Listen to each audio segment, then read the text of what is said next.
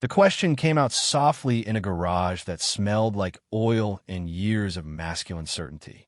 Is this engine supposed to burn water vapor? For half a second, the room went silent. Then the laughter started. Deep, mocking, the kind that makes you wish you'd never opened your mouth. They called him names, made him entertainment, treated his curiosity like it was the stupidest thing they'd ever heard. But Marcus Williams wasn't stupid. He was 13 years old with grease under his fingernails and a mind that worked in ways none of these grown men could understand. The mechanics thought they were laughing at an ignorant kid. They had no idea they were mocking the son of the man who designed the very engine they couldn't fix. And they definitely didn't know that the quiet boy in the corner was about to expose a conspiracy so massive it would shake the entire energy industry. Just before we get back to it, I'd love to know where you're watching from today, and if you're enjoying these stories, make sure you're subscribed. The morning air in the industrial district carried the smell of diesel exhaust and cold metal. Mitchell's Auto Works sat at the edge of the shipping zone, a massive warehouse with rolling bay doors tall enough to swallow delivery trucks whole. Inside, the concrete floor was stained with decades of oil, hydraulic fluid, and the kind of grime that never really washed away. Heavy machinery crowded every corner. Engine blocks hung from chain hoists like sleeping giants. Welding sparks occasionally lit up the darker sections where men worked on frames too large to move. In the middle of all this noise and metal and masculinity stood a boy who didn't belong. His name was Marcus Williams, and he was 13 years old, skinny in a way that suggested he'd grown faster than his meals could keep up with. His hands were already black with grease despite the early hour, sleeves rolled up past his elbows on a shirt 2 sizes too big. While the men around him joked and cursed and threw tools across workbenches, Marcus stayed quiet. He watched. He studied. He absorbed everything like a sponge, soaking up water it was never supposed to touch. He wasn't supposed to be here at all, really. Not officially. The shop didn't hire kids, and they certainly didn't run some kind of youth apprenticeship program. Marcus was here because his mother, Diana Williams, cleaned offices 3 buildings down in the same industrial park. She started her shifts at 5 in the morning and didn't finish until nearly dinner time. Leaving a teenage boy alone for 12 hours a day in their neighborhood wasn't an option she was willing to take. So she'd begged asked the foreman at Mitchell's if her son could just sit in the corner after school. Stay out of the way. Do his homework. Be somewhere safe. The foreman, a thick-shouldered man named Roy Brennan with a gray beard and perpetual coffee breath, had agreed under one condition. The boy didn't touch anything important. He could sweep if he wanted, organize bolts, clean tools. But the real work? That was for real mechanics. Marcus had agreed to those terms 6 months ago. He'd kept his word, technically. He didn't touch anything important. He just watched the important things closer than anyone realized. The payment for his presence wasn't a paycheck. It was leftovers from a lunch truck that stopped by at noon. It was scrap parts the shop was going to throw away anyhow. It was permission to exist in a space where he could learn things no classroom in his underfunded school district would ever teach him. And Marcus learned. First, he learned that Tommy Preston, the loudest mechanic on the floor, always over-torqued his bolts and blamed the parts when things cracked. He learned that the hydraulic lift in Bay 3 had a slow leak everyone ignored until it failed at the worst possible moment. He learned which men actually knew what they were doing and which ones just made noise to cover up confusion. But more than anything, Marcus learned about the engine. The engine that nobody could fix. It had arrived 5 weeks ago on a flatbed trailer, covered in a gray tarp and secured with more straps than seemed necessary. The delivery crew wouldn't say who sent it, just that it was a private contract job, and the shop had been paid in advance to make it run. No detail work, no cosmetic care, just make the thing operational. It was massive, custom-built. The casing alone had to weigh 400 pounds, and the internal components were like nothing most of the crew had seen outside of industrial farming equipment or marine engines. It didn't look like something that belonged in a car. It looked like something that powered a generator for a small town. Roy assigned it to his 2 best men, Carter Wells, a veteran mechanic who'd been working engines since before Marcus was born, and Jamie Brooks, a younger guy who'd done time at a dealership and talked constantly about his certifications. They couldn't figure it out. The engine would start. It would turn over, rumble to life, sound almost normal for 30 seconds. Then the temperature would spike. The pressure gauge would swing wildly. Something inside would seize or knock or scream, and they'd have to kill it before the whole thing grenaded itself across the bay. They tried everything. New gaskets, different fluids, timing adjustments, fuel mixture changes. They pulled the heads, checked the cylinders, replaced sensors, recalibrated the computer system that was supposed to manage it. Nothing worked. After 3 weeks of failure, the crew started calling it the dead block. A joke at first, then a resignation. The thing was cursed, broken, a waste of time. But Marcus didn't think it was broken. He thought it was misunderstood. He started staying late, later than he was supposed to. His mother worked until 6, but Marcus began telling her he'd wait inside until she finished. What he actually did was crouch near the dead block, hidden behind a tool cart, and watch. He watched the way vapor came out of the exhaust during the brief moments it ran. Too much vapor. Wrong color. He watched how certain chambers heated unevenly, how the cooling system seemed to fight against itself. He noticed residue around the intake valves that wasn't oil, wasn't standard fuel residue, wasn't anything he recognized from normal combustion. He started sketching. In a notebook he'd pulled from a school trash can, one with only half the pages missing, Marcus began drawing diagrams. Not artistic drawings, technical ones. He labeled parts, drew arrows, made notes about pressure differentials and vapor density. He wrote down questions he didn't have answers to yet. Questions like, why would an engine be built with a secondary chamber that didn't connect to the fuel line? Questions like, what kind of exhaust system separated vapor into 2 different outlets? And one night, while everyone else had gone home and Marcus sat alone with a dying flashlight and his notebook, he wrote the question that would change everything. Is this engine designed to burn something other than gasoline? The next day, during a test run, Marcus made the mistake of asking it out loud. Carter and Jamie were elbow deep in the engine, trying a new configuration of the timing belt. Roy stood nearby with his arms crossed, watching with the expression of a man who'd already spent too much money on something he didn't understand. 3 other mechanics were gathered around, offering opinions nobody asked for. The engine turned over, rumbled, began to heat up in that same dangerous way it always did. Marcus was supposed to be in the break room. Instead, he was standing just close enough to see, holding a rag he'd been using to wipe down wrenches. He didn't mean to say it loudly. It just came out. Is this engine supposed to burn water vapor? The noise in the bay didn't stop immediately. The engine was too loud for that. But the men stopped moving. One by one, they turned to look at him. Carter was the first to laugh. A short, sharp bark of amusement. Then Jamie joined in, and then the others. And within seconds the entire bay was roaring with laughter that echoed off the metal walls. Water vapor, Tommy Preston howled, slapping his thigh. You hear this, kid? What's next? Another mechanic shouted.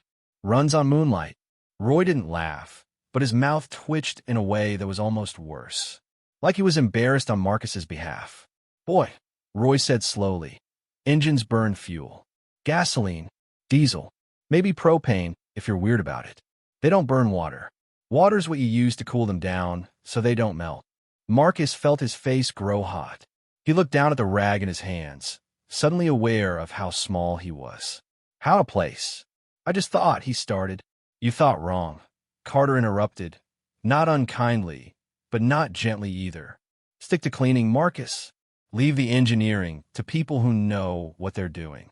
The laughter continued as they went back to work. But it didn't stop there. Over the next week, the jokes became routine. Expected. A game the men played whenever they needed entertainment. Hey, Marcus. Tommy would shout across the bay. You got any water? I need to fuel up my truck. When Marcus walked past with a broom, someone would make a hissing sound like steam escaping. They started calling him names. Aquaman. Professor Agao. The water boy. One guy brought in a toy boat and put on the workbench where Marcus usually sat, along with a sign that said Marcus's Research Lab. Jamie, who Marcus had actually thought was decent, started doing a high-pitched voice whenever Marcus was nearby. Does this run on water? Does this? How about this? He'd point at random objects. A coffee pot. A forklift. A sandwich. Everyone thought it was hilarious. Marcus stopped talking. He stopped asking questions. He kept his head down and his mouth shut and tried to become invisible. But he didn't stop watching, and he didn't stop thinking. At night, walking home with his mother through streets that smelled like garbage and fried food, Marcus kept his hands in his pockets so she wouldn't see them shake. Diana talked about her day, about the offices she'd cleaned, about a woman on the bus who tried to sell her jewelry that was obviously fake. Marcus said nothing about the jokes, nothing about the names, nothing about how small he felt in a building full of men who thought he was stupid. Instead, when they got home to their tiny apartment on the third floor of a building with broken elevator lights, Marcus went to his room and closed the door. His bedroom was smaller than the bay where the dead block lived, but it was his. Every inch of wall space was covered. Taped up pages from old textbooks he'd found in school dumpsters. Printed diagrams from the library's computer that he'd saved to a USB drive. Handwritten formulas copied from YouTube videos about thermodynamics and combustion engines. On a cramped desk made from a folding table, Marcus had built his own projects. Small engines constructed from computer fans, aquarium pumps, and pieces of broken electronics. He made a tiny piston system out of syringes and copper wire.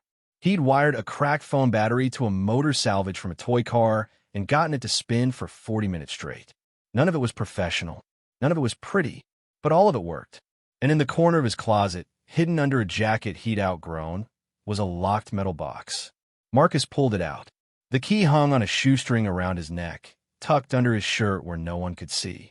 He unlocked the box and looked inside at the things his mother didn't know he'd kept. Newspaper clippings, yellowed with age. Articles about experimental engine designs and corporate lawsuits. About a man named Dr. Raymond Williams who tried to patent something the article called a revolutionary combustion system before the whole thing disappeared into legal battles. There was a photograph, too, creased and faded. A younger man standing beside a prototype engine in what looked like a garage. He was smiling, one hand resting on the metal casing like it was something precious. The man in the photo had the same last name as Marcus. The same eyes, too. Marcus had never met his father. Raymond Williams had died when Marcus was 2 years old. Heart attack, his mother said. Stress, she'd explained, when he was old enough to ask why. But Marcus had found these clippings in a box his mother thought she'd thrown away. He'd read them dozens of times. He didn't understand all of it, but he understood enough to know his father had built something people were afraid of, something that powerful people wanted to disappear. Marcus closed the box, locked it, hid again. Then he opened his notebook to a fresh page and began writing everything he'd observed about the dead block. Every detail, every measurement he'd memorized, every strange behavior. He wrote until his hand cramped, until his mother knocked and told him to get ready for bed, until the questions in his head finally quieted enough to let him sleep. The next afternoon, the shop was nearly empty. Most of the crew had gone to lunch at the diner 2 blocks over, the one that served hot sandwiches and watery coffee. Roy was in his office doing paperwork, his door closed, his attention buried in invoices and work orders that were already overdue. Only one mechanic remained in the main bay, a quiet guy named Pete who was working on a completely different project in Bay 1, something involving a tractor transmission that had nothing to do with the dead block. Marcus stood near the water cooler, watching, waiting. His palms were sweating. His throat felt tight.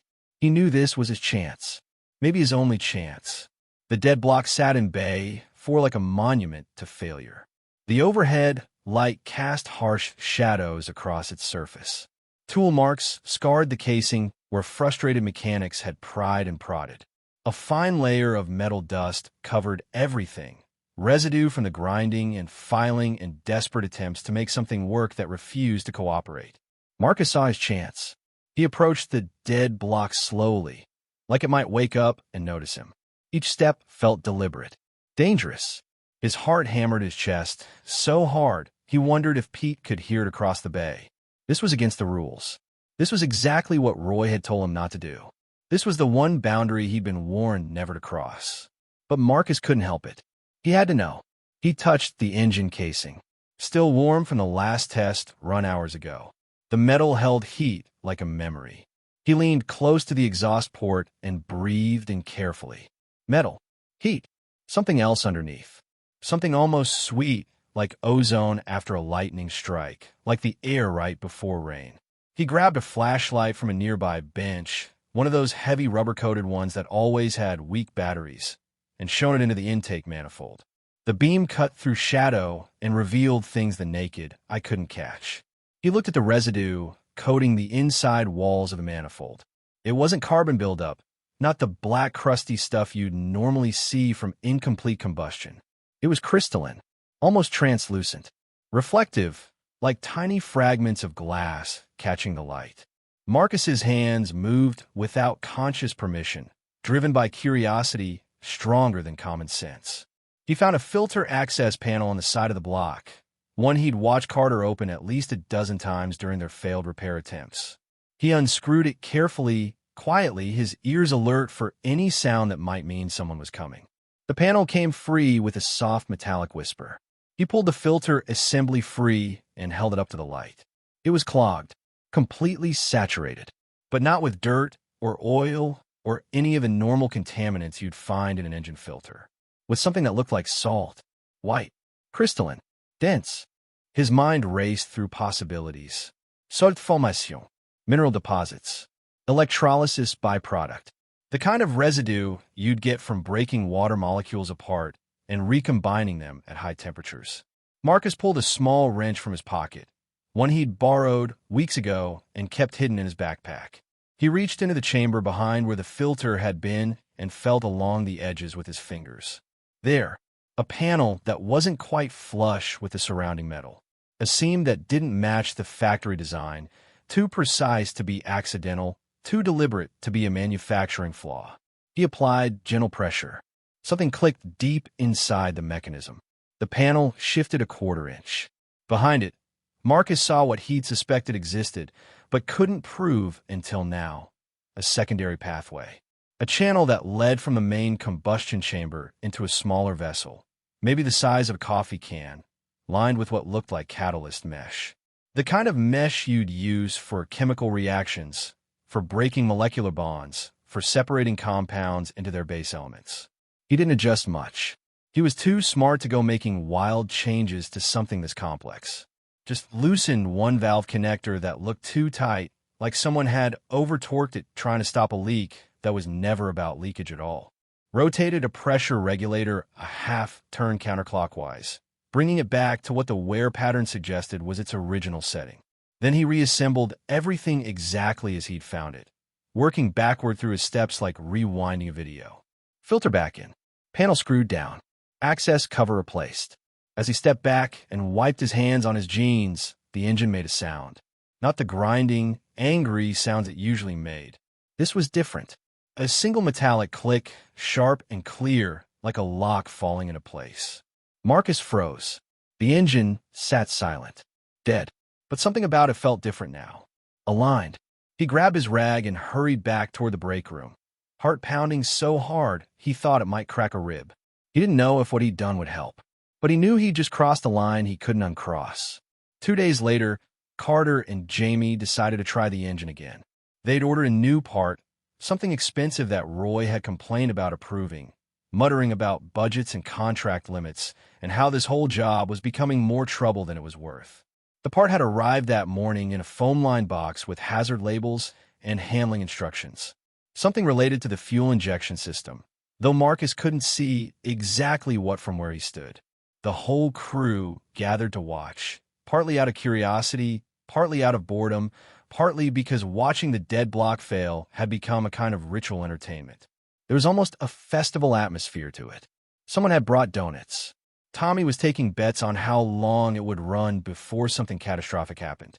Marcus stood in the back, near the parts shelves, trying to be invisible, trying not to think about what he'd done, trying not to imagine what would happen if they figured it out. Roy gave the signal, a simple nod of his head. Jamie turned the key. The starter motor engaged with its familiar grinding whine. The engine turned over once, twice, caught, and for the first time since it had arrived at Mitchell's Auto Works on that flatbed trailer 5 weeks ago, it didn't immediately start destroying itself. The rumble was different, lower in pitch, smoother, like gravel being poured instead of rocks being thrown. The vibration that usually shook the floor felt more controlled, more purposeful. The pressure gauge climbed steadily instead of spiking into the danger zone. The temperature reading stayed in the normal range for 10 seconds. 20, 30. Carter's face shifted from skepticism to confusion, his thick eyebrows drawing together. What the hell? 40 seconds. 50. The engine kept running. The sound it made was almost pleasant. Mechanical poetry. The rhythm of components working in harmony instead of fighting each other. Then something in the fuel system triggered a safety shutoff protocol, and the engine died. But it died cleanly. No ceasing. No smoke. No screaming metal. No emergency coolant spray. Just a smooth wind down into silence. The bay went completely quiet. Even the radio, someone always kept playing in the corner, seemed to have stopped. "Run it again," Roy said. His voice was carefully neutral, the tone of a man trying not to get his hopes up. They did. Same result. Smooth operation for almost a minute, maybe 55 seconds this time, before the automatic shutoff kicked in again. But that was program behavior, not a failure. The difference was everything. "What did you do different?" Roy asked. Carter shook his head. "Nothing. Same setup as last time." Jamie checked his notes. Same timing. Same fuel mixture. Same everything. But it wasn't the same. Everyone could hear it. Marcus, standing behind a tool chest, wrote furiously in his notebook. He sketched the vapor pathway he'd seen, drew arrows showing how pressure should flow through the secondary chamber, wrote calculations for hydrogen separation rates and catalyst activation temperatures. He didn't notice Tommy Preston walking up behind him until the man's shadow fell across the page. "What you got there, Professor?" Marcus tried to close the notebook. Tommy was faster. He snatched it out of Marcus's hands and held it high, grinning. "Let's see what the genius is working on," Tommy announced to the bay. Several men looked over, smiling already. Tommy opened the notebook, started reading aloud in a mocking voice. "Secondary vapor compression chamber. Catalytic hydrogen separation. Thermal regulation through..." He stopped, squinted at the page. "What the hell is this?" He flipped through more pages. The smile faded slightly. "These are actual diagrams," Tommy said, sounding less certain. "Let me see that," Carter said, walking over. Carter took the notebook, studied it quietly. His expression changed. "Where did you copy this from, Marcus?" "I didn't copy it," Marcus said quietly. "I drew it." "From what reference?" "From watching." Carter flipped through more pages. Detailed sketches of the dead block's interior. Measurements. Pressure calculations. Some of it was wrong, sure, but some of it was advanced. Very advanced. "Kid," Carter said slowly, "do you actually understand what you drew here?" Marcus hesitated, then nodded. Carter showed the notebook to Jamie. They exchanged a look. "This is the dead block's layout," Jamie said. "How did you?" "I watched you work on it," Marcus said. "I remembered." Roy walked over to see what the commotion was about. He took the notebook. Read silently. His jaw tightened. "Marcus," Roy said, "did you touch that engine?" The question hung in the air like smoke. Marcus considered lying, considered running, considered a dozen different answers. He went with the truth. "Yes, sir." The bay went completely silent. "When?" 2 days ago, during lunch." Roy's face darkened. "I specifically told you." "I know," Marcus interrupted. "I'm sorry, but it was wrong. The configuration was wrong. You were feeding fuel into a chamber that wasn't designed to burn fuel directly. And you know this how?" Roy demanded. Marcus took a breath. "Because that chamber is supposed to break down water vapor into hydrogen and oxygen using a catalyst mesh. The hydrogen burns. The oxygen regulates temperature. That's why you kept overheating. You were forcing combustion in the wrong sequence." Every man in the bay stared at him. "That's not possible," Jamie said. "Engines don't work that way."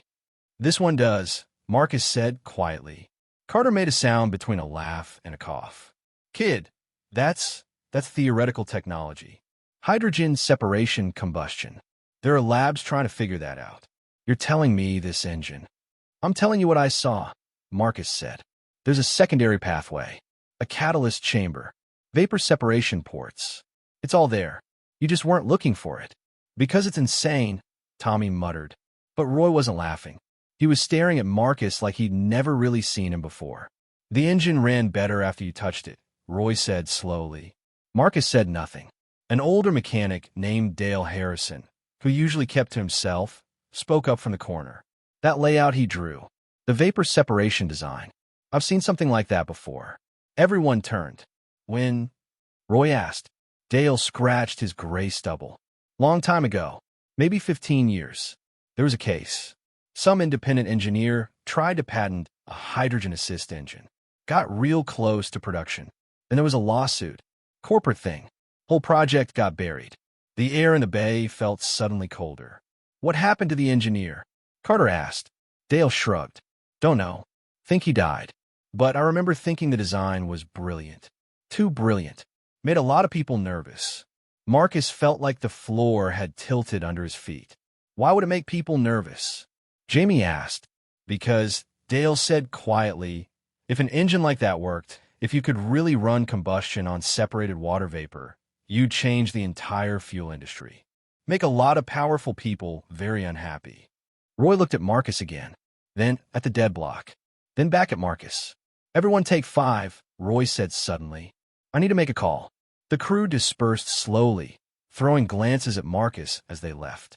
Dale walked over and pulled Marcus aside. His voice was low. Kid, I don't know what you think you're doing, but you need to stop. Right now. I was just trying to help. Marcus said. I know, but engines like that, technologies like that, companies have killed projects over less. People lost jobs, lost reputations. Dale's eyes were serious. Some lost more than that. I don't understand. You don't need to understand. You need to keep your head down and your mouth shut. Whatever you figured out, forget it. Dale walked away before Marcus could respond. In his office, Roy picked up the phone with a hand that trembled slightly. He had a private number, one he'd been given when the engine first arrived, written on a business card with no company name, just digits. He'd been told to call if there were any problems, or any progress, or anything unusual.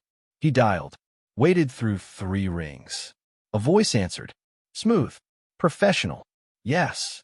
This is Mitchell's Auto Works, Roy said. I'm calling about the engine. What's the status? It's running. Partially. Better than before. Silence on the other end. Then what changed? Roy hesitated. Someone made an adjustment. One of your mechanics? Not exactly.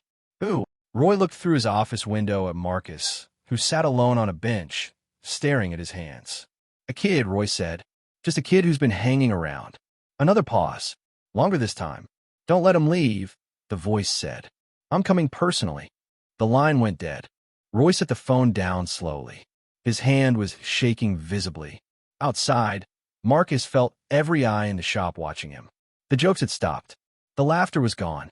Something had changed. Something bigger than an engine running smoothly.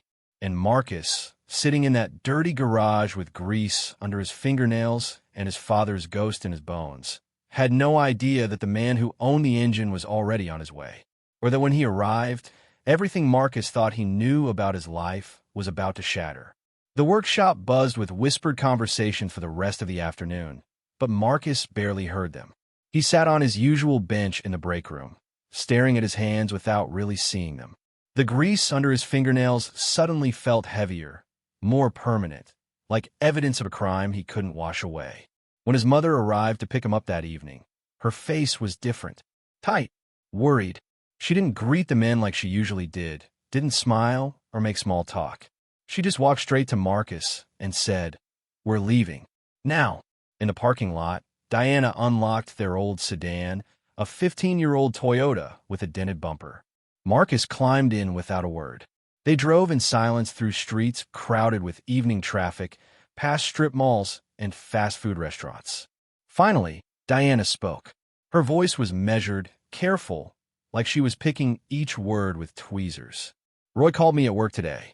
Marcus's stomach dropped. Mom, He said you touched something you weren't supposed to touch. Something important. Something expensive. She gripped the steering wheel tighter, knuckles going pale. Marcus, what did you do? I fixed it, Marcus said quietly. The engine they couldn't fix. I figured out what was wrong with it. Diana's jaw clenched. That's not your job. Your job was to sit quietly, do your homework, and stay out of the way. That was the agreement. I know, but no buts. Her voice cracked slightly. Do you have any idea how hard I worked to get Roy to let you stay there? How much I begged? How many times I promised him you wouldn't be a problem? Shame washed over Marcus like cold water. I am sorry. They pulled into the parking lot of their apartment complex, a 3-story building with peeling paint. Diana turned off the engine, but didn't get out. She just sat there, staring ahead. What kind of engine was it? She asked. Marcus hesitated. Custom. Experimental. It had this secondary combustion system that nobody there understood. They kept trying to run it like a normal engine, but it's not normal. It's designed to separate water vapor into hydrogen and oxygen, then burn the hydrogen while using the oxygen to regulate temperature. And Diana's head whipped toward him. What did you just say? It's a hydrogen assist system. Vapor compression with catalytic. Stop. Diana's voice was barely a whisper. Stop talking. Marcus went quiet. His mother's face had gone pale, her eyes wide and distant, like she was seeing something that wasn't in the car with them. Mom! She didn't answer. Instead, she opened her door and got out. Marcus followed her up the concrete stairs to their third-floor apartment, watching the way her shoulders hunched forward like she was carrying something heavy and invisible. Inside the apartment, Diana went straight to the hallway closet. She pushed aside winter coats and old shoes. In the back, behind a broken vacuum cleaner, was a cardboard box sealed with yellowed packing tape. Marcus had never seen this box before. Diana brought it to the kitchen table and stood there, looking at it like it might explode. Her hands trembled as she reached for the tape. Mom, what is that? Sit down, she said. Marcus sat. Diana peeled the tape away slowly, the sound loud in the quiet apartment. She opened the box and pulled out things Marcus recognized immediately. More newspaper clippings, crisp and carefully preserved. Patent documents in plastic sleeves. Technical drawings on grid paper. Photographs of engines that looked almost identical to the dead block at Mitchell's. And one photo that made Marcus's breath catch. His father, younger than in the picture Marcus kept hidden, maybe in his late 20s, standing in what looked like a university workshop. He wore safety goggles pushed up on his forehead and had his arm around another man, someone closer to college age, both of them grinning like they'd just discovered something wonderful. Your father, Diana began, then stopped. Started again. Raymond was brilliant. Too brilliant for his own good. Sometimes. He got his doctorate in mechanical engineering when he was 24.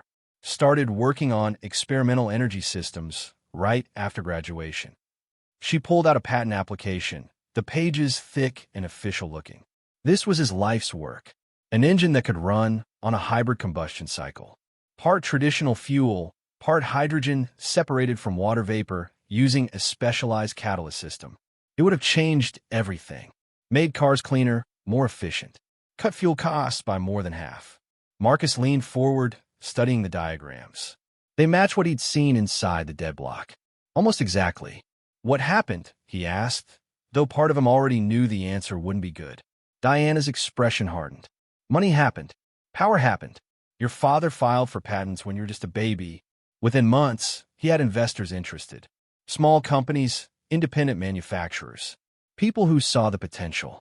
She touched the photograph of Raymond and the other young man.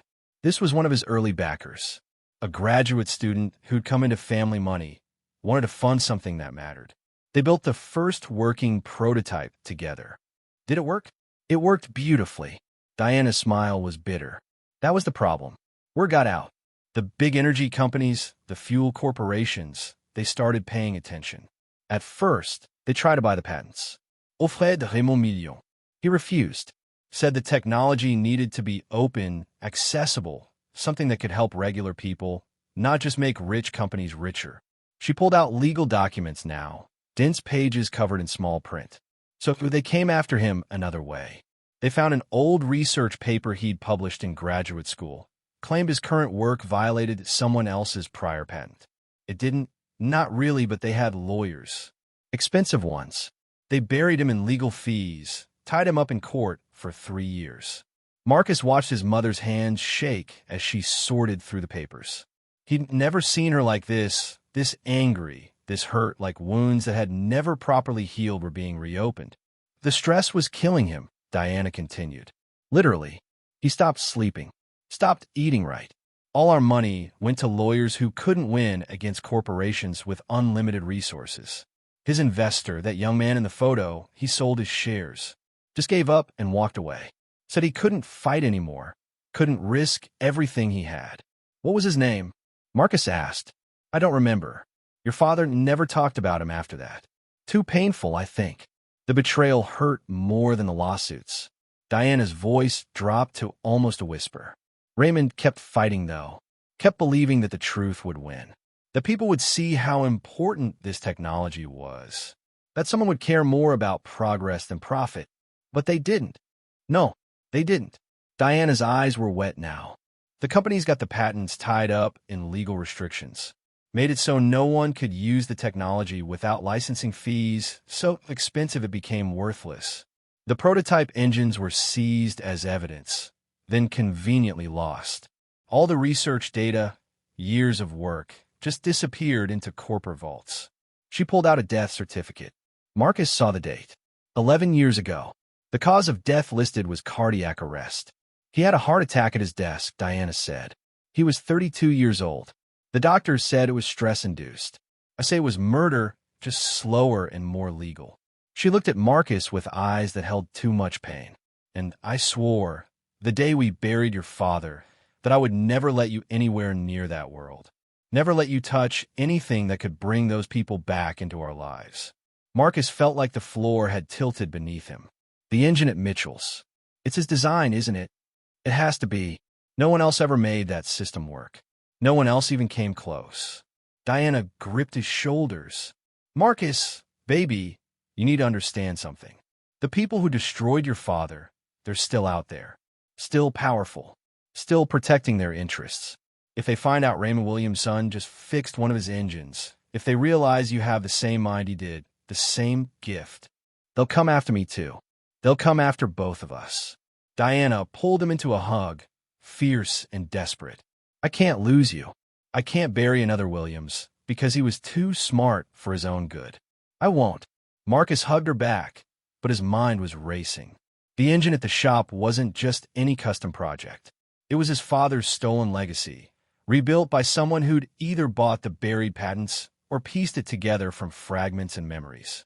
And now that engine was running again, better than ever, because Marcus had the same instincts Raymond Williams had possessed. The same curse, his mother would call it. The same gift, Marcus thought.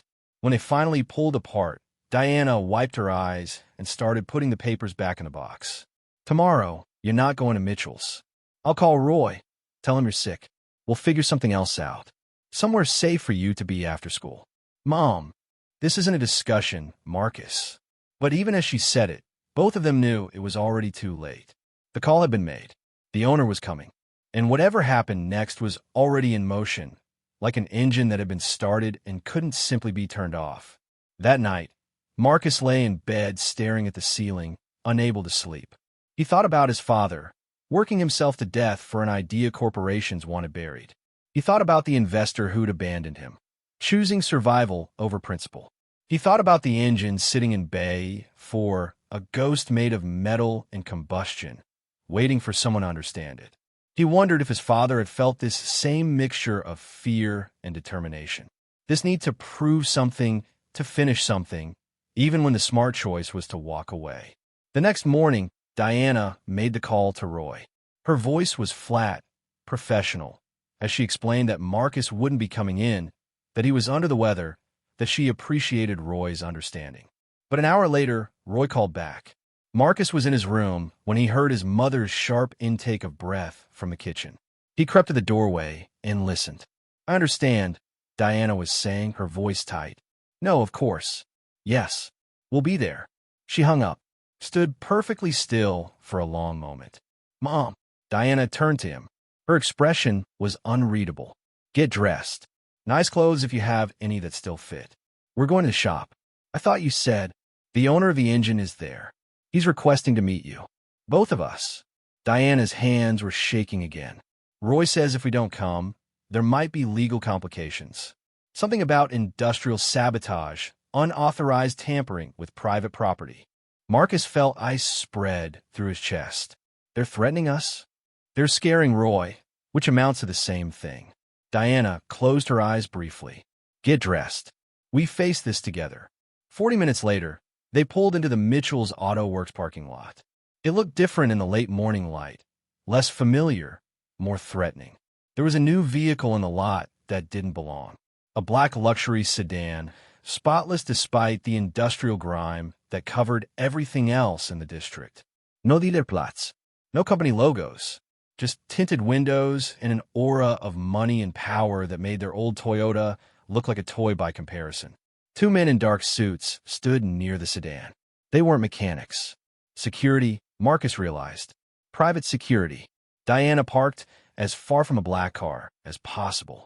She turned to Marcus before they got out. Listen to me. Answer questions if you're asked directly. Be polite. Don't volunteer information. And for God's sake, don't try to impress anyone. Understand? Marcus nodded, though his heart was pounding so hard it felt like it might crack his ribs. They walked toward the entrance together. One of the security men spoke quietly into a radio as they approached. The bay door was open, but the usual noise of the shop was absent. No tools clanging, no radio playing, no voices shouting across the floor. Inside, the entire crew was gathered near Bay 4, but they stood back from the dead block like it was surrounded by an invisible barrier. Roy stood off to the side, his arms crossed, his expression carefully neutral. Carter, Jamie, Tommy, Dale, all of them watching Marcus and Diana enter with expressions ranging from curiosity to barely concealed nervousness. And standing directly in front of the engine, studying it with the focus of someone reading a book written in a language only they understood, was a man Marcus had never seen before. He wasn't what Marcus expected. Not old, maybe in his early 40s. Not imposing physically, average height and build. He wore expensive clothes, but nothing flashy. Dark pants, a button-down shirt with the sleeves rolled to his elbows. No tie. His hair was starting to gray at the temples. His hands, Marcus noticed, had small scars across the knuckles. The kind you got from working with tools, from building things, from cutting yourself on sharp edges in tight spaces. He didn't turn when they entered. Didn't acknowledge them at all. Just kept running his fingers along the engine casing, touching it with a gentleness that seemed almost reverent. Roy cleared his throat. Mr. Thorne, the boy and his mother are here. Thorne. The name meant nothing to Marcus. Still, the man didn't turn. Instead, he spoke to the engine itself, his voice quiet but clear in the silent bay. Who realigned my vapor chamber? The question hung in the air. No one answered. Thorne finally turned. His eyes swept across the gathered mechanics, dismissing them one by one, until his gaze landed on Marcus. He studied him for a long moment, his expression unreadable. You, Thorne said. It wasn't a question. Marcus felt his mother's hand tighten on his shoulder. He swallowed hard. Yes, sir. Come here. Diana's grip became almost painful, but she didn't try to hold him back. Marcus walked forward slowly, aware of every eye in the room tracking his movement. He stopped a few feet from the engine, close enough to smell the lingering scent of oil and metal and that strange, sweet ozone smell he'd noticed before. Thorne's eyes were gray, Marcus noticed. Tired eyes. Haunted eyes. Tell me what you did, Thorne said. Marcus glanced back at his mother. She gave a small nod. Permission, or maybe just resignation. I loosened a valve connector that was over-tightened, Marcus said quietly, and adjusted the pressure regulator on the secondary chamber. That's all. That's all, Thorne repeated, something almost like amusement flickering across his face. Do you know what that secondary chamber does? Yes, sir. It's a catalyst chamber for hydrogen separation. Takes water vapor from the combustion process, breaks it down into hydrogen and oxygen using a mesh catalyst, then feeds the hydrogen back into the primary combustion chamber while using the oxygen for thermal regulation. The room went completely silent. Even the distant sounds of traffic from the street outside seemed to fade away. Thorne's expression didn't change, but something shifted in his eyes. Who taught you that? Nobody taught me. I figured it out by watching. Watching what? The way it failed. The vapor patterns, the residue formation, the pressure anomalies. Marcus gestured toward the engine. It's designed to run on a hybrid cycle, but everyone here was treating it like a standard combustion engine. They were forcing fuel into a chamber that was meant to process vapor. That's why it kept overheating and seizing. Thorne took a step closer. How old are you? 13. Where did you learn thermodynamics? YouTube. Library books. Watching the mechanics here. What's your name? Marcus hesitated. His mother had told him to answer questions, but some instinct told him this question was different. This question was dangerous. Marcus, he said, leaving off his last name. Marcus what? Another hesitation. Longer this time. From across the bay, Diana's voice cut through the tension. Williams. His name is Marcus Williams. The effect was immediate and devastating. Thorne's face drained of all color. His hand, still resting on the engine casing, began to tremble. He stared at Marcus like he was seeing a ghost, like the concrete floor had just opened up beneath him and he was falling into something dark and bottomless. Williams, Thorne whispered. He said it again, louder. Williams. He pulled something from his pocket with shaking hands. A folded piece of paper, worn from being carried and handled. He unfolded it carefully and held it up next to Marcus's face, comparing. It was the same photograph Marcus had seen last night. His father and the young investor, arms around each other, grinning in that university workshop. Marcus looked at the photo, looked at Thorne, saw the resemblance to the young man in the picture, saw it in the shape of the nose, the set of the jaw, the way his hair fell across his forehead despite being 20 years older and shot through with gray. Understanding crashed over Marcus like a physical weight. The investor who'd abandoned his father. The one who'd sold his shares and walked away. It was him. Thorne saw the recognition in Marcus's eyes. Saw the moment the pieces clicked together. Raymond, Thorne said, his voice breaking slightly. Raymond Williams. He was your father. It wasn't a question, but Marcus nodded anyway. Thorne's legs seemed to give out. He sat down heavily on a nearby workbench, still staring at Marcus like he was something impossible. His hands gripped the edge of the bench, so hard his knuckles went white. Everyone, Thorne said without looking away from Marcus, get out. Sir, Roy started. Everyone except the boy and his mother. Out. Now. The mechanics filed out slowly, reluctantly, throwing glances over their shoulders. Roy was the last to leave, pulling the bay door partially closed behind him to give the illusion of privacy. When they were alone, Thorne finally looked at Diana. Mrs. Williams, I need you to know something. I need you to understand. His voice caught. He tried again. What I did to your husband. What I failed to do for him. It's something I've lived with every day for the past 11 years. You abandoned him, Diana said flatly. When he needed you most, you walked away. Yes. Thor didn't try to deny it, didn't try to soften it.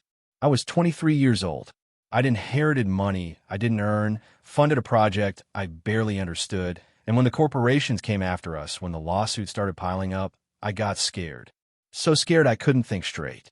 My lawyers told me to sell, to cut my losses, to save what I could of my inheritance before it all disappeared into legal fees. He looked down at his scarred hands. So I did. I sold my shares for pennies on the dollar. Signed away my rights to the patents. Walked away from Raymond and his life's work because I chose money over principle. Chose safety over someone who called me a friend. That doesn't change anything, Diana said. No, it doesn't. Thorne finally stood up, though his legs still looked unsteady. But I need you to know what happened after. What I did with the guilt that's been eating me alive ever since. He walked back to the engine, placed both hands on it like it was something sacred. I spent years trying to forget. Built a career in energy sector consulting. Made more money than I knew what to do with. Married a woman I didn't love and divorced her 3 years later. I was miserable. Successful and absolutely miserable. Thorne turned to face them both. Then 5 years ago, I used every connection I had, every dollar I could spare, to track down what happened to Raymond's patents. They've been buried in a subsidiary of an energy conglomerate, hidden so deep most people didn't even know they existed. I bought them back. Cost me everything I'd built, every relationship I'd leveraged, but I got them. Marcus felt his anger warring with confusion. Why? Because I owed him. Owed his memory. Owed the dream we'd shared. Thorne gestured at the engine. I spent the last 3 years trying to rebuild what we'd created. Used the patent documents, corrupted files. I managed to recover my own memories of the prototype. Hired engineers, specialists, people smarter than me. None of them could make it work. The engine would run for a few seconds and then destroy itself. Just like it did here. He looked directly at Marcus. Until you walked into this shop and asked a question everyone laughed at. Until you saw what train engineers missed. Until you made the same intuitive connections your father made 20 years ago. Marcus didn't know what to say. His emotions were tangled, knotted, impossible to separate. This man had betrayed his father, let him die broken and defeated. But he'd also spent years trying to atone, trying to resurrect something beautiful that had been murdered by greed and fear. What happens now? Diana asked, her voice hard. You've seen that Raymond's son can do what Raymond could do. What are you going to do with that information? Thorne was quiet for a long moment. Then he reached into his other pocket and pulled out a phone. He made a call, speaking quietly, giving instructions Marcus couldn't quite hear. When he hung up, he said, I'm going to do what I should have done 15 years ago. I'm going to fight. Fight who? Marcus asked. Everyone who buried your father's work. Everyone who suppressed this technology because it threatened their profits. Thorne's expression hardened into something Marcus hadn't seen before. Determination. Purpose. And I'm going to do it publicly, loudly, with the best lawyers money can buy, and a story that will make those corporations wish they'd never heard the name Williams. He looked at Marcus again, really looked at him, seeing not just a boy, but a legacy. But I need you to show me something first. I need you to prove that this engine isn't just running on luck or coincidence. I need you to demonstrate that you understand it the way Raymond did. Marcus glanced at his mother. She looked terrified, protective, but she also looked like she understood something important was happening here. Something that went beyond safety and fear. Show him, Diana said quietly. Show him what you can do. Thorne gestured toward a tool cart. The engine's running better, but it's not running right. Not completely. There are still inefficiencies, pressure variations, thermal irregularities. If you really understand this system, you can fix them. It wasn't a test. It was an invitation. Marcus walked to the engine, touched it the way Thorne had, with respect and curiosity. Then he picked up tools and began to work. For the next hour, he made adjustments that came to him intuitively. Opened panels the mechanics had never noticed. Recalibrated systems they'd assumed were fixed values. Explained each step in quiet, precise language that revealed a mind operating on a level most people never reached. Thorne watched in silence. Occasionally he asked questions. Marcus answered them easily, naturally the way someone might discuss breathing or walking. When Marcus finally stepped back, his hands black with grease, his shirt stained with oil, Thorne moved forward. Let's see. They started the engine together. Thorne's hands shook as he turned the key. The engine roared to life. But this time, it didn't just run smoothly. It ran perfectly. The sound was deeper, richer, more controlled. The pressure gauge held steady in the optimal range. The temperature stabilized exactly where it should. The vapor output was clean, minimal, efficient. It ran for 2 minutes. 3, 5. Thorne shut it down not because it was failing, but because tears were running down his face and he couldn't see clearly anymore. He pulled out his phone again. This time, when he made the call, his voice was stronger. Get the legal team mobilized. Full forensic audit of every patent transfer. I want documentation going back 20 years. And give me a meeting with the federal energy regulators. He paused, listening to the response. Because, Thorne said, looking at Marcus, we're about to expose the biggest suppression of alternative energy technology in modern history. And we're going to do it with the one piece of evidence they can't argue with. We're going to do it with a 13-year-old boy who can do what billion-dollar research teams couldn't. He ended the call and turned to Marcus and Diana. This is going to get ugly. Dangerous, possibly. The people who buried Raymond's work, they won't go quietly. They'll fight with everything they have. Then we fight back, Marcus said. For the first time since entering the shop, Thorne smiled. It was a broken smile, weighted with regret and pain. But underneath, it was something else. Something like hope. "Yes," he said, "we fight back." Outside the partially closed bay door, the mechanics who'd been pretending not to listen stood in shocked silence. They heard enough. They understood enough. The water engine kid, the boy they'd mocked and laughed at, had just changed everything.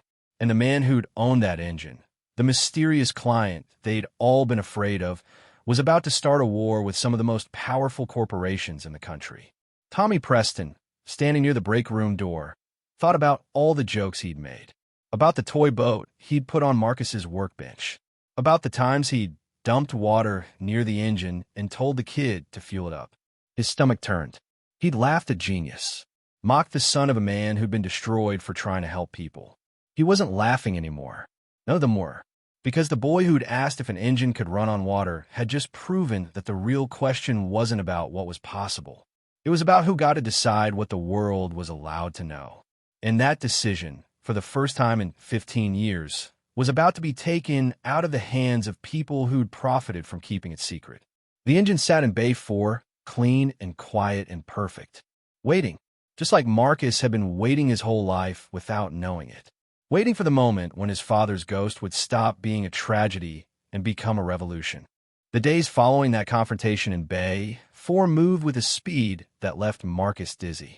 One moment, he was a boy who swept floors and stayed invisible. The next, he was sitting in conference rooms with lawyers in expensive suits who asked him technical questions about vapor compression and catalyst degradation rates. Thor moved fast. Within 24 hours of watching Marcus perfect the engine, he'd assembled a team that looked more like a military operation than a business venture.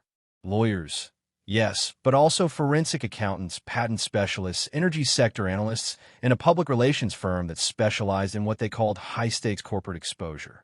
Marcus and Diana were moved out of their apartment. Not forcefully, but Thorne made it clear that staying there was dangerous. "The moment my legal team starts filing subpoenas," he explained over coffee in a hotel suite that cost more per night than Diana made in a month, "the companies involved will start looking for leverage. Your apartment building has no security. No cameras. No way to know who's coming or going."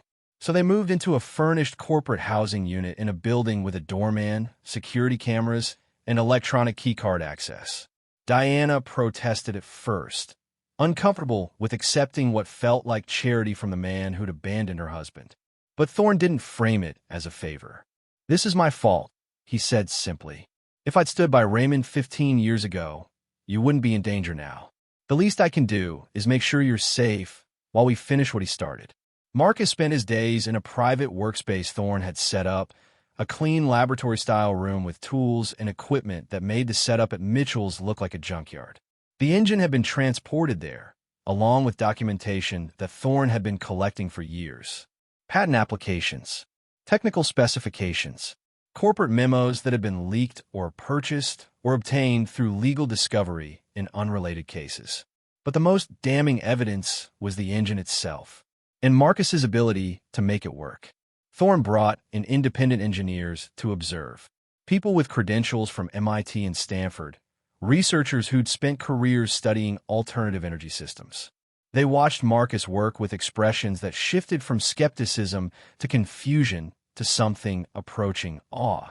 "He's not guessing," one of them said after Marcus explained why a particular catalyst mesh configuration would improve hydrogen separation efficiency by nearly 18%. "He's seeing the molecular interactions, understanding them intuitively. I've worked with teams that took months to reach conclusions he's making in minutes." His father was the same way, Thorne said quietly. Raymond could look at an engine and just know, like he could see the physics happening in real time. The comparison made Marcus uncomfortable. He wasn't trying to be his father. He was just trying to understand how things worked. But everyone kept seeing Raymond Williams when they looked at him, kept searching for the ghost of a dead genius in a living boy. Diana watched all of this with increasing worry. She sat in on meetings where lawyers discussed litigation strategies and exposure timelines. She heard them talk about media coordination and federal regulatory involvement and potential criminal charges against corporate executives. And she heard them discuss the risks. "They'll come after the boy's credibility first. One lawyer explained during a strategy session. Claim he's being coached. That Thorne is manipulating him. They'll dig into his school records, his mother's employment history, anything they can use to paint him as unreliable. Let them try, Thorne said. We'll put him in front of independent technical reviewers. Have him demonstrate his understanding to people who can't be bought or intimidated. They might not stop at credibility attacks, another lawyer warned. When companies this size feel threatened, when the financial stakes are this high, they've been known to use more aggressive tactics. The room went quiet. Everyone knew what that meant without it being said explicitly. Diana stood up abruptly. I need to speak with Mr. Thorne. Privately. They moved to a smaller office. Diana closed the door and turned to face him with an expression that was pure protective fury. My husband died fighting these people, she said, her voice shaking. I will not watch my son die too. I don't care about patents or justice or exposing corruption. I care about Marcus living to see 14. Thorne met her anger without flinching. I understand. And if you want to stop this right now, we stop. I'll pay to relocate you somewhere safe. New city, new names, new lives. I'll make sure you're protected and provided for. But they already know about Marcus. They know Raymond's son just fixed an engine their best engineers couldn't understand. Even if we stop now, even if we disappear, that knowledge exists. And people who suppress technology worth billions don't just forget about threats to their interests. Diana's hands clenched into fists. So we're trapped. Fight or hide.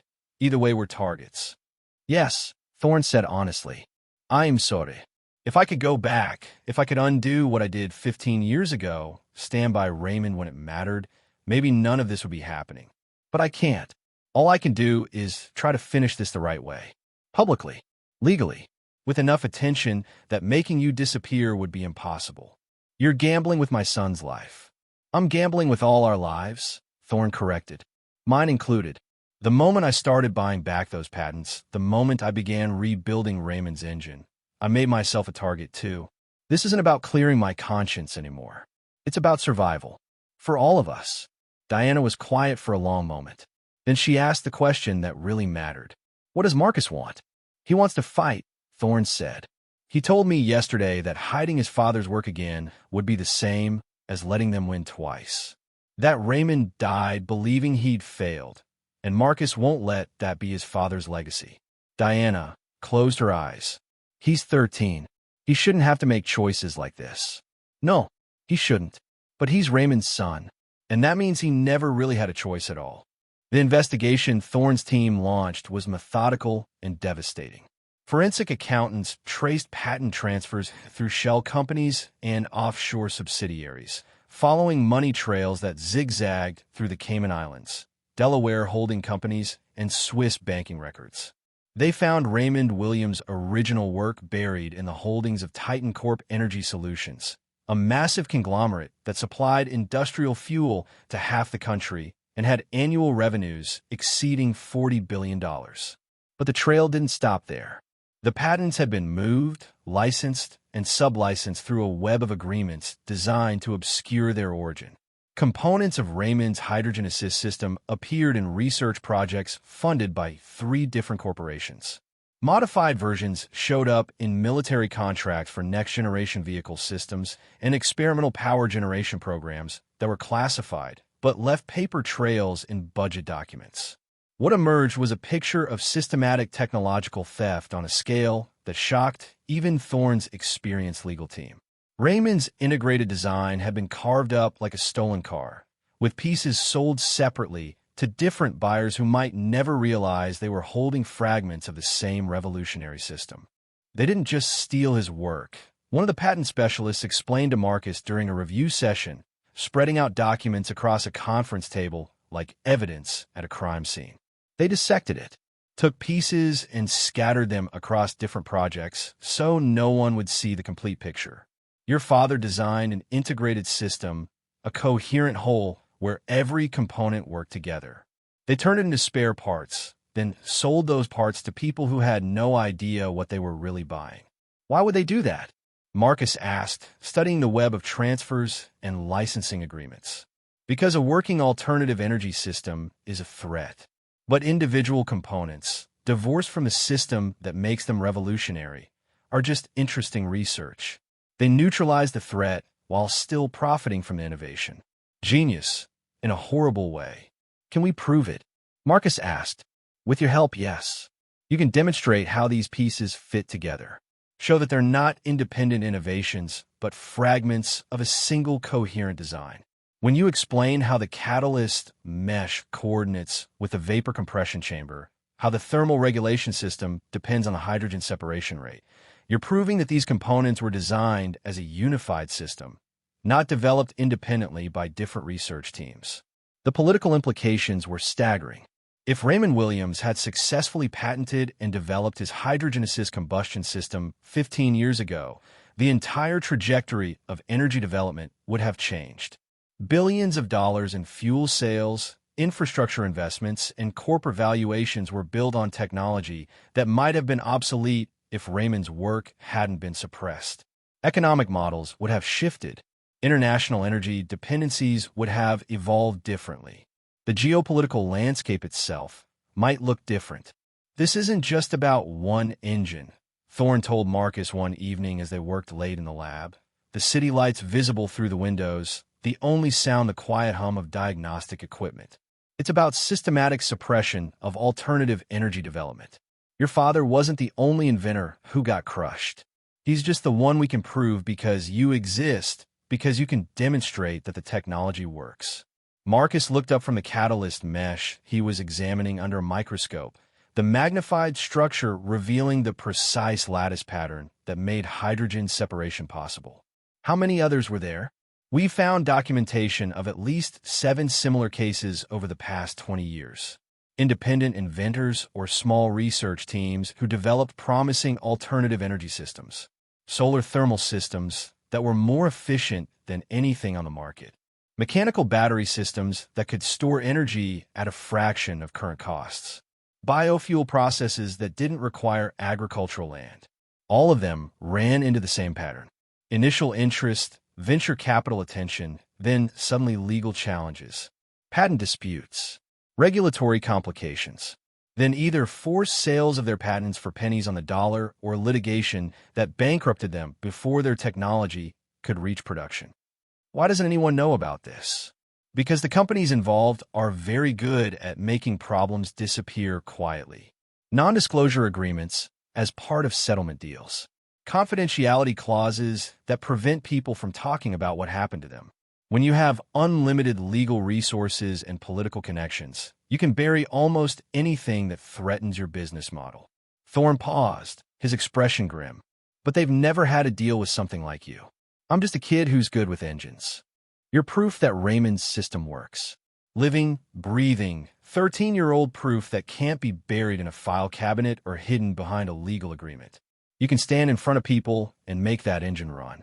You can explain why it works in ways that trained engineers can verify. That's what scares them. They can discredit documents, claim patents were filed incorrectly, argue that prototypes never actually functioned properly. But they can't make you disappear without making themselves look guilty. The fear proved justified when the first retaliation came. It started with Marcus's school. Suddenly, there were questions about his enrollment, concerns about his attendance record, suggestions that he might benefit from alternative educational placement. The principal called Diana in for a meeting where she was informed that Marcus's recent absences were troubling and his involvement in adult legal matters was inappropriate for a minor. The district superintendent sent a formal letter suggesting that Marcus might be better served by a program for exceptional students with complex family situations. The language was careful, bureaucratic, designed to sound concerned rather than threatening. But the message underneath was clear. Get your son back in line, or we'll find reasons to make his education difficult. Thorne's lawyers shut that down within 48 hours, but the message was clear. They were being watched. Pressure was being applied through every available avenue. Then came the financial probing.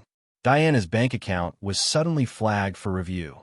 Her credit card was temporarily frozen due to suspicious activity that turned out to be her normal grocery shopping. The building management at their new corporate housing unit received an anonymous complaint about unauthorized occupants that triggered a lease review. None of it was overtly illegal. All of it was designed to create stress, to make them feel exposed and vulnerable, to remind them that powerful people were paying attention. The articles started appearing next, small at first, in industry trade publications and energy sector blogs. Questions about the validity of experimental hydrogen assist systems. Expert opinions from scientists with impressive credentials explaining why such technology was theoretically interesting but practically non-viable. No mention of Raymond Williams or Marcus or Thorne specifically, but the timing was obvious to anyone paying attention. One article in particular caught Thorne's attention. It was written by a professor at a prestigious engineering school, someone whose research was funded by grants from Titan Corp Energy Solutions. The piece systematically dismissed hydrogen-assist combustion as a recurring fantasy among amateur inventors who misunderstand basic thermodynamic principles. It cited studies, referenced established science, and made the whole concept sound absurd. "They're seeding doubt," the PR specialist explained during a team meeting, pulling up the article on a large screen. "Getting their narrative out first. When we go public, they want people to already believe that this kind of technology is impossible. They want the default assumption to be that we're either lying or deluded, even though we can demonstrate it working." Marcus asked, especially because of that. If they can convince people to dismiss the possibility before they see the evidence becomes easier to explain away. They'll claim we're using tricks, hiding a conventional fuel source, manipulating the data. The goal isn't to prove we're wrong. The goal is to create enough doubt that people don't bother looking closely enough to see we're right. Thorne leaned back in his chair, thinking. Then we need to control the revelation. Make it impossible to dismiss. Ow! We go bigger than I planned. Not just legal filings and regulatory complaints. A full public demonstration. Media present. Independent technical reviewers. Live documentation of the engine operating at full capacity. He looked at Marcus. "With you explaining exactly how it works." Marcus felt his stomach twist. "In front of cameras? In front of the world," Thorne said. "It's the only way to make this too big to bury." The preparation for the public demonstration consumed the next 3 weeks.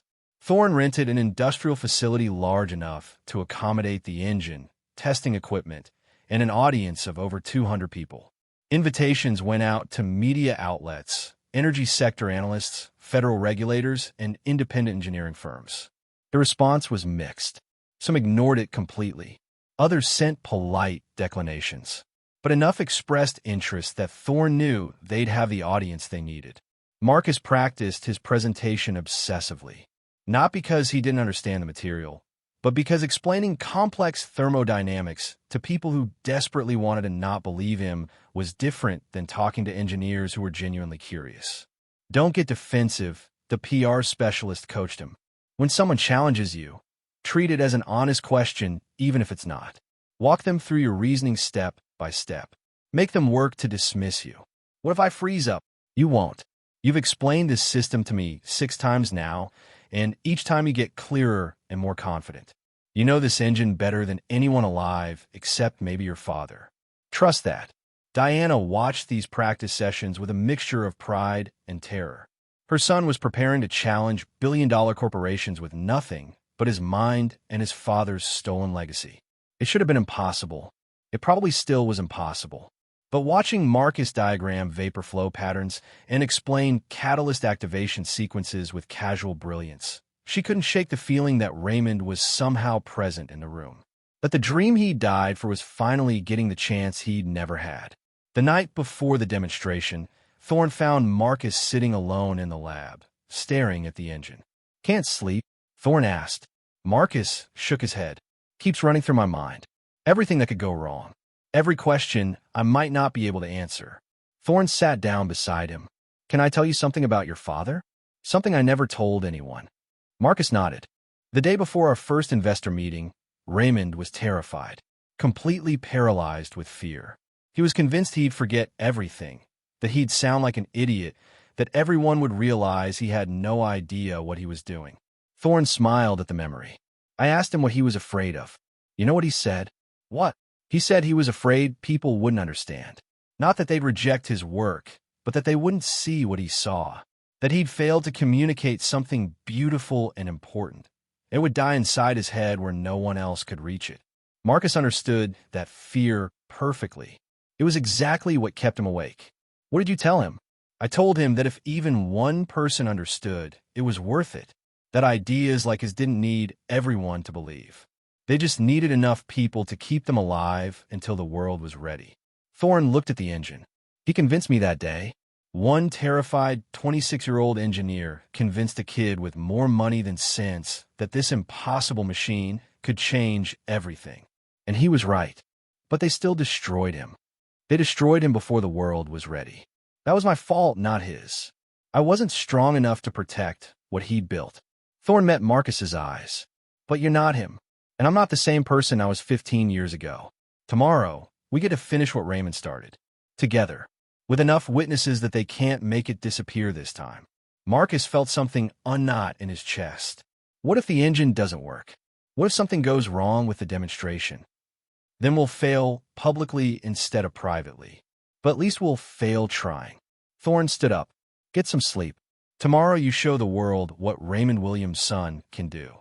The morning of the demonstration arrived cold and clear, one of those winter days where the sunlight felt sharp and the air smelled clean despite the industrial surroundings. The facility Thorne had rented was in an industrial park on the edge of the city, large enough to handle heavy equipment testing, but close enough to downtown that media crews could reach it easily. The building itself was anonymous, a converted warehouse with high ceilings and loading docks that had been temporarily transformed into something resembling a technical conference center. Marcus arrived early with his mother. Diana had barely slept, her eyes red-rimmed and her hands shaking as she held her coffee cup, the liquid sloshing slightly with each tremor. She'd changed clothes 3 times that morning, unable to decide what you wore to watch her 13-year-old son challenge billion-dollar corporations. Eventually, she'd settled on simple dark pants and a sweater, professional but not pretentious, the outfit of a woman who refused to be intimidated even though she clearly was. Security was everywhere. Thorne had hired a private firm, professional men and women in dark suits with earpieces and the kind of alert stillness that suggested military backgrounds. They checked credentials at the entrance, monitored access points with tablet computers, and maintained a perimeter that made the whole event feel simultaneously important and vaguely dangerous. Is all this really necessary? Diana asked, watching a security officer inspect journalist camera equipment. After last week, yes, Thorne replied. He didn't elaborate, but Marcus had overheard enough to know there'd been threats. Credible ones. The kind that required security personnel with concealed weapons and contingency plans for evacuations. Someone had sent an email describing exactly how they'd sabotaged the demonstration. Another anonymous caller had suggested that accidents happen to people who don't know when to quit. The local police had been notified, though Thorne's security team made it clear they trusted their own people more than they trusted underpaid city cops who might have connections to the very corporations they were challenging. The attendees began arriving around 9. Journalists with cameras and recording equipment, analysts from energy sector research firms, federal regulators from 3 different agencies, independent engineers whose credentials Thorne's team had verified extensively, and scattered among them, representatives from major energy corporations, there to observe and report back to executives who were very interested in what was about to happen.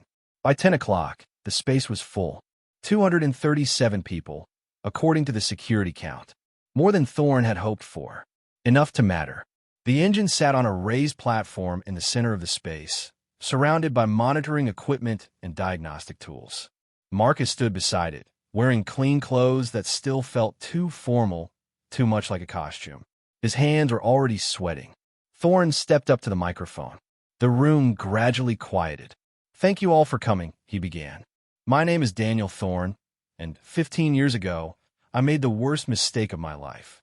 I abandoned a friend and a partner who was trying to change the world. I walked away from revolutionary technology, because I was afraid of the fight it would require. That friend's name was Dr. Raymond Williams, and he died believing he'd failed. The room was completely silent now, but he didn't fail. His work survived, and today his son is going to demonstrate why some of the largest energy corporations in this country have spent 15 years trying to make sure you never learned Raymond Williams' name. Thorne stepped back. Marcus stepped forward. For a moment, he couldn't breathe, couldn't think. 237 faces staring at him. Cameras recording. Everything riding on his ability to explain what he understood intuitively but had never tried to communicate to this many people at once. Then he looked at the engine, his father's engine, and something clicked into place. "My name is Marcus Williams," he said, his voice quieter than Thorne's but steady. "And I'm going to show you an engine that shouldn't exist." He began to explain, not with the hesitation of a 13-year-old boy, but with the clarity of someone who understood his subject completely. He walked them through the basic principles of hydrogen-assist combustion, explained how water vapor could be separated into component elements using catalyst, mesh, and precise temperature control, demonstrated the secondary chamber where the hydrogen was reintroduced to the combustion cycle while oxygen was used for thermal regulation. People started taking notes. Cameras zoomed in on the diagrams he'd prepared. Questions came, and Marcus answered them. Technical questions that would have stumped most engineers twice his age. He answered them easily, naturally, building a case that was impossible to dismiss. Then he fired up the engine. The sound filled the space. Clean, powerful, efficient. Marcus walked the audience through the readouts, showing them pressure stability, temperature control, fuel efficiency numbers that made several analysts audibly gasp. The engine ran for 15 minutes, flawlessly. When Marcus finally shut it down, the room erupted completely. Questions shouted from every direction. Reporters rushing forward eagerly. Engineers demanding to examine the equipment. In the back of the room, a man in an expensive suit made a phone call. His expression was grim. The war Thorne had promised was about to begin in earnest. But for the first time in 15 years, Raymond Williams' work was visible to the world, and his son had made sure they couldn't look away. The demonstration video went viral within 6 hours. Not the carefully edited version Thorne's PR team had prepared, but raw footage shot on phones by journalists who uploaded it directly to social media. Marcus explaining hydrogen separation to a room full of skeptics. The engine running clean and steady while monitoring equipment proved every claim. A 13-year-old boy dismantling decades of corporate denial with nothing but knowledge and truth. Within 12 hours, the video had been viewed 20 million times. Within 24 hours, it had been translated into 17 languages. Comment sections filled with engineers confirming the science, teachers showing to students, people sharing stories about their own ideas being dismissed or stolen. By the next morning, Raymond Williams' name was trending globally across every major social platform. News outlets that had ignored the story suddenly scrambled to cover it, assigning teams to investigate the patent history, the corporate connections, the human drama. The narrative was too perfect to resist. Dead inventor, stolen technology, genius son exposing billion-dollar conspiracy. It had everything audiences craved, and more importantly, it had video proof that was impossible to dismiss. Titan Corp Energy Solutions issued a statement within 12 hours. Carefully worded, written by lawyers who specialized in crisis management. They acknowledged that they held certain patents related to experimental combustion systems. They denied any wrongdoing. They suggested that the demonstration, while impressive, didn't prove the technology was commercially viable. They invited independent review of their patent holdings. It was a masterclass in saying nothing while sounding reasonable. But the internet wasn't interested in reasonable. People wanted villains and heroes, and Titan Corp had just been cast in the role they'd spent millions trying to avoid. The federal investigations launched faster than anyone expected. 3 separate regulatory agencies announced reviews of energy sector patent practices. Congressional staffers started making calls. A senator from California, someone with a reputation for taking on corporate power, requested all documentation related to Raymond Williams' original patent applications. Thorne's legal team worked around the clock, providing evidence to investigators, coordinating with federal prosecutors, building cases that would take years to fully prosecute, but were already causing damage through their mere existence. Stock prices for Titan Corp and two affiliated companies dropped 8% in the first week. Not catastrophic, but enough to get board members asking uncomfortable questions. The mechanics from Mitchell's Auto Works watched all of this unfold on television and social media. They saw Marcus on the news, explaining complex thermodynamics with the same patient clarity he'd tried to use that day. They'd laughed at him. They saw their shop mentioned in articles as the place where Raymond Williams' technology had been secretly rebuilt. Tommy Preston couldn't sleep. Every time he closed his eyes, he saw himself dumping water near the engine, telling a 13-year-old genius to fuel it up. He saw the toy boat on Marcus's workbench, heard his own voice making jokes that had seemed harmless at the time, but now felt like participating in something cruel and stupid. He wasn't the only one. Carter Wells, the veteran mechanic who dismissed Marcus's question as ignorance, found himself unable to explain to his own teenage daughter why he'd mocked a kid for being smarter than him. Jamie Brooks stopped talking about his certifications after realizing they'd meant nothing compared to raw understanding. Roy Brennan, the foreman who'd allowed Marcus to stay but never actually listened to him, sent a message through Thorne's office. Just 2 words, "I'm sorry." Thorne made sure Marcus saw it, but the boy's response was quiet and complicated. "I didn't know," Marcus said. How could they know what they were looking at? But Dale Harrison, the old mechanic who'd recognized the design and warned Marcus to stay quiet, felt something different. Relief, maybe.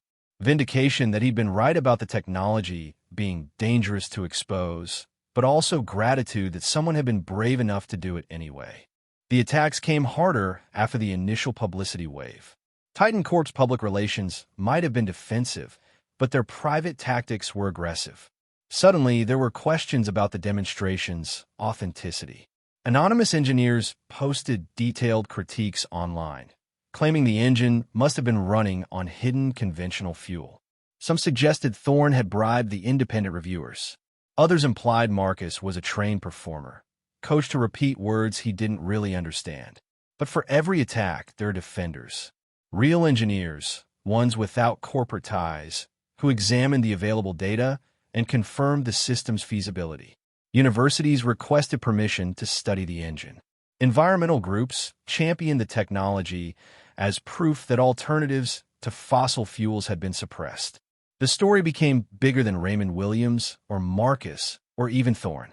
It became a symbol of corporate greed versus human innovation. Diana watched the news coverage with mixed emotions. Pride in her son, certainly. Vindication that Raymond hadn't been crazy or wrong, but also fear that deepened with each new headline.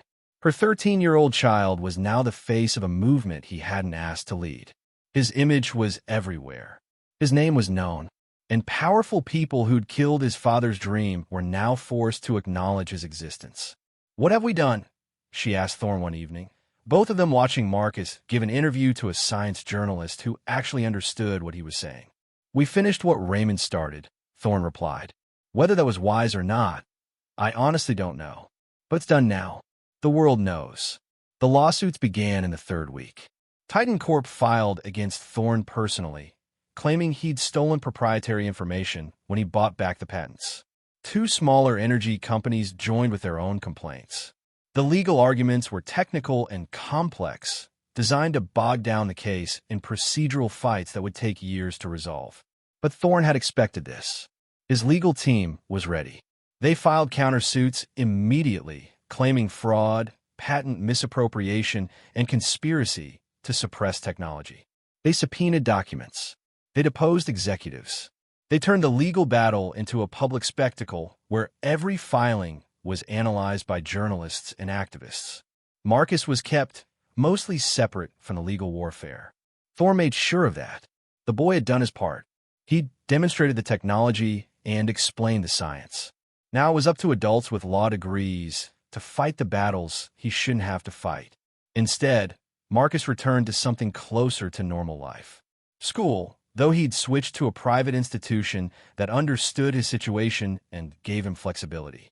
Homework, though it felt absurd to study basic algebra when he could design combustion systems. Time with his mother, who was adjusting to not cleaning offices anymore, to having financial security for the first time since Raymond died. But Marcus also spent time in Thorne's laboratory, not under pressure now, not trying to prove anything, just exploring, learning, building smaller versions of his father's engine, testing improvements, documenting everything meticulously. One afternoon, working alone, he made a breakthrough that had eluded both his father and Thorne. By adjusting the catalyst mesh pattern and modifying the vapor flow dynamics, he increased the system's efficiency by another 12%. It was a small change in design, but a massive improvement in performance. When he showed Thorne, the man just stared at the modified engine for a long moment. Then he laughed, a sound that was equal parts amazement and sadness. Your father spent 5 years trying to crack that exact problem. You did it in 3 weeks. I had better equipment, Marcus said. You had his mind, Thorne corrected, but without the weight of knowing how important it was. You could explore because you weren't desperate. That's the gift he never got to give himself. 6 months after the demonstration, something shifted. The legal battles were still ongoing, likely to continue for years. But the technology itself was no longer containable. 3 universities had built working prototypes based on the publicly available information from the demonstration. A startup company in Germany announced they were developing commercial applications. The design was out there now, in the world, impossible to suppress again. Titan Corp stock had recovered somewhat, but the company had restructured, forced out 2 board members, and quietly settled several of the less defensible lawsuits. They weren't destroyed, but they were damaged in ways that would take years to repair. More importantly, the broader conversation had changed. Government funding was redirected toward alternative energy research. Regulations were proposed to prevent patent suppression. Raymond Williams became a name that appeared in engineering textbooks, in articles about corporate corruption, in documentaries about innovation versus industry. The engine itself was eventually donated to the Smithsonian, placed in a special exhibition about suppressed technologies and their eventual emergence. Marcus attended the installation ceremony with his mother and Thorne. He watched crews carefully position his father's life's work behind protective glass, accompanied by plaques explaining its history and significance. A journalist asked him how it felt, seeing his father's engine in a museum. Marcus thought about the question carefully before answering. It feels like it can finally rest, he said. It doesn't have to prove anything anymore. It exists. People know it exists. That's what my father wanted. But Marcus himself wasn't resting. By the time he turned 14, he'd filed for his first patent. Not for an engine, but for an improved catalyst manufacturing process that made hydrogen separation more efficient and cheaper to produce. Thorne helped with the legal work, but the innovation was entirely Marcus's. A foundation was established in Raymond Williams' name, funded by the settlement money from various lawsuits and Thorne's personal contributions. Its mission was simple: support independent inventors, especially those facing legal challenges from established corporations. Protect innovation. Prevent what happened to Raymond from happening to others. Diana ran community outreach programs through the foundation. She visited schools in underserved neighborhoods, talked to kids who loved building things, showed them that intelligence wasn't determined by zip code or family income. She told them about a boy from their kind of neighborhood who'd changed the world by asking a question everyone said was stupid. Marcus taught occasionally at the foundation when he had something specific to share. Weekend workshops where teenagers could learn about combustion engines and thermodynamics and the physics of making impossible things real. He was patient with questions, never rushing explanations. He never made anyone feel stupid for not understanding immediately. He remembered what it felt like to be laughed at for curiosity, for asking questions that seemed foolish to people who thought they already knew everything. The engine's real legacy, though, wasn't in museums or patents or foundation work. It was in the applications that started appearing. Small-scale power generation systems for rural clinics in developing countries. Backup generators that ran cleaner and cheaper than conventional alternatives. marine engines for fishing vessels that reduced fuel costs by 40%. The technology didn't revolutionize the entire energy sector overnight. That wasn't realistic despite the media hype. But it carved out niches, created alternatives, proved that different approaches were possible. It forced established companies to innovate or lose market share. It opened doors that had been locked by corporate monopolies. 2 years after the demonstration, Marcus visited Mitchell's Auto Works. Not because he had to, but because he wanted to see where it all started. The shop looked the same. Same oil-stained floors, same heavy machinery, same smell of metal and diesel. Roy Brennan shook his hand, the gesture awkward but sincere. The crew had followed Marcus's story, watched him on television, read articles about the foundation and the patents and the lawsuits. They knew what they'd been part of, even if they hadn't understood it at the time. Tommy Preston apologized directly, face to face. No excuses about not knowing, just acknowledgement that he'd been cruel to someone who didn't deserve it. Marcus accepted the apology with the grace of someone who'd already moved past the hurt. "You taught me something important," he told Tommy. "You taught me that being right isn't enough. You have to be strong enough to stay right when everyone tells you you're wrong." That's a valuable lesson. Bay 4 was empty now, the space where the dead block had sat converted back to normal work area. But Marcus could still picture it there, could remember the first time he'd touched it, smelled the exhaust, noticed the crystalline residue that nobody else thought was important. "Does this engine run on water?" he'd asked, knowing even then that the question was more complicated than it seemed. Knowing that engines didn't run on water itself, but on what water could become when properly understood and precisely manipulated. They'd laughed at him for that question. For years afterward, he'd remembered that laughter as humiliation. But standing in that empty bay as a 15-year-old patent holder and the youngest person ever to testify before a congressional energy committee, Marcus realized the laughter didn't matter. The question had been right. The curiosity had been valid. The willingness to ask when he didn't know had been exactly the quality that made innovation possible. His father had died believing he'd failed. That was the tragedy Raymond Williams never got to escape. But Marcus was making sure his father's legacy wasn't failure. It was proof that good ideas don't die. They wait. They survive in hidden notebooks and locked boxes and in the minds of children who inherit curiosity along with grief. The engine never ran on water. That was technically true. It ran on hydrogen separated from water through catalytic processes and thermodynamics. But more accurately, it ran on understanding, on the willingness to see systems differently, on the courage to ask questions that made people laugh. And now, because a 13-year-old boy had asked one of those laughable questions in a garage full of men who thought they knew everything, the world was different. Not transformed overnight into utopia, not revolutionized beyond recognition, but different in small, important ways that would compound over decades. Marcus Williams walked out of Mitchell's Auto Works for the last time, his mother waiting in their car, no longer the old, damaged Toyota, but something newer that she'd bought herself with money she'd earned doing work she actually cared about. The sun was setting over the industrial district, painting the sky orange and purple above warehouses and shipping containers. Marcus looked back once at the building where he'd been mocked and ignored and dismissed. Then he got in the car. "Ready?" Diana asked. Marcus smiled.